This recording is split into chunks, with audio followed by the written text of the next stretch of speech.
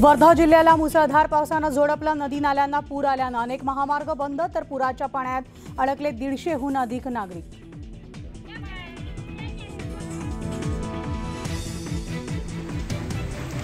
गडचिरोली जिल्ह्यामधील भामरागडाला पुन्हा पुराचा फटका। पर्लकोटा नदीला आलेल्या पुरामुळे 100 पेक्षा अधिक गावांचा संपर्क तुटला।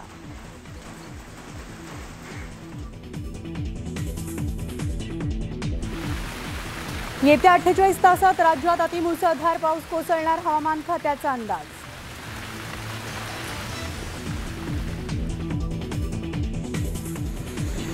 पंचगंगा नदीनं ओलांडली इशारा पातळी। राधानगरी धरणाचे दरवाजे उघडल्यानं कोल्हापूरच्या सखल भागात पाणी शिरण्याची शक्यता।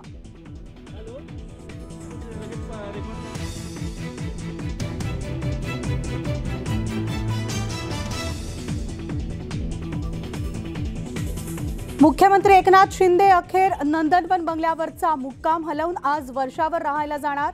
मंत्रिमंडळ विस्तारानंतर आता वर्षावरून राज्याचा कारभार पाहणार।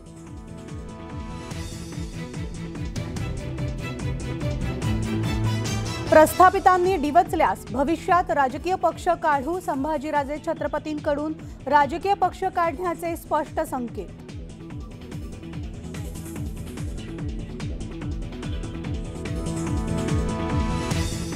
आणि नितीश कुमार आज पुन्हा घेणार मुख्यमंत्रीपदाची शपथ, तर तेजस्वी यादव उपमुख्यमंत्री।